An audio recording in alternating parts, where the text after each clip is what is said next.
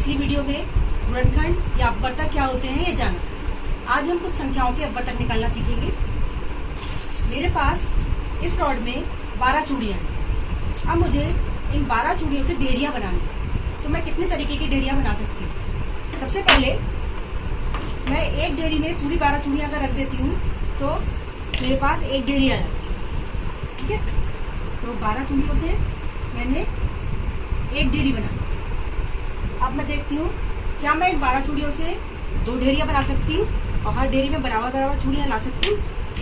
देखिए 2 जगह मैंने इन चूड़ियों को बांट दिया। अब मैं इसमें एक एक चूड़ियाँ और बढ़ाती जाती हूँ।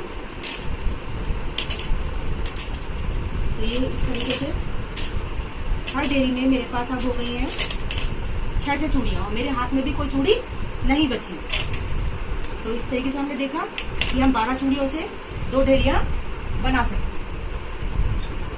क्या मैं इन 12 चूड़ियों से 3 ढेरियाँ बना सकती हूँ? चलिए देखते हैं। इसके लिए मैंने 3 जगह रखती हूँ और हर ढेरी में अब एक चूड़ियाँ बढ़ा देती हूँ। 2 चूड़ियाँ हो गई हर ढेरी में, अब 3 हो गई। अब इस तरीके से 4 चूड़ियाँ मेरे पास हर ढेरी में आ गई। ठीक है, मेरे पास कोई चूड़ी बची भी नहीं। इस तरीके से हमने 3 ढेरियाँ बना ली। क्या मैं 4 ढेरी भी बना सकती हूँ 12 चूड़ियों से? चलिए देखते हैं। हर ढेरी में अभी एक एक चूड़ियाँ रखते हैं, एक एक और बढ़ा देते हैं। हर ढेरी में अब 3 चूड़ियाँ हो गई हैं और मेरे हाथ में भी कोई चूड़ी नहीं बची। तो हमने देखा कि हमने 12 चूड़ियों से 4 ढेरियाँ भी बना ली। क्या हम 5 ढेरियाँ बना सकते हैं? चलिए देखते हैं। तो इसके लिए हमें 5 ढेरियाँ अलग अलग रखनी पड़ेंगी। अब हर ढेरी में एक एक चूड़ी बढ़ाते जाते हैं। अब मैं देख रही हूँ मेरे हाथ में 2 चूड़ियाँ बच गई। अगर मैं इसे किसी भी 2 ढेरियों में रखती हूँ तो बाकी ढेरियों में चूड़ियाँ कम रह जाएंगी और इन 2 ढेरियों में 3 हो जाएंगी।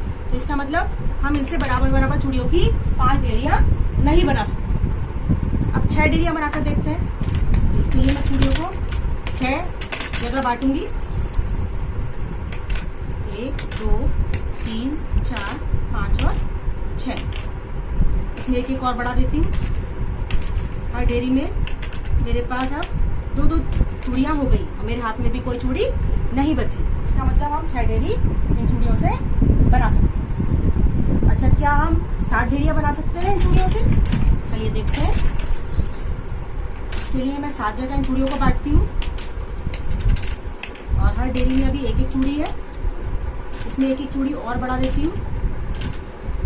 मेरे हाथ की चूड़ियाँ तो खत्म हो गई, लेकिन 2 ढेरियों में एक ही एक चूड़ी बची है, जबकि बाकी में 2 हो गई। यानी कि हम 7 ढेरियाँ से नहीं बना सकते। अच्छा, अगर हम 8 बनाना चाहें तो 8 जगह हम इन्हें रखेंगे और जब हम 8 जगह रखेंगे तो मेरे हाथ में कितनी चूड़ियाँ बचेंगी? 4 चूड़ियाँ बचेंगी। तो अब ये 4 चूड़ियाँ तो मैं 8 ढेरियों में लगा नहीं सकती हूँ। इसका मतलब 8 ढेरियाँ भी इनसे नहीं बनी। अब अगर हम 9 ढेरियाँ बनाना चाहें तो मेरे हाथ में 3 बची हैं। अब मैं अगर किसी में रखूंगी तो 3 ढेरियों में ज़्यादा और बाकी में कम हो जाएंगी, यानी कि 9 ढेरियाँ भी इनसे नहीं बन पाएंगी। अच्छा, 10 बनाकर देखते हैं।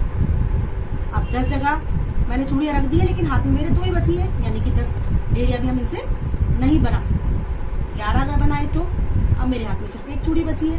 अगर मैं इसे किसी भी एक ढेरी में रखती हूँ तो उसमें 2 हो जाएंगी, बाकी सब में एक ही है। अच्छा, 12 जगह इनको रख सकती हूँ मैं अलग अलग।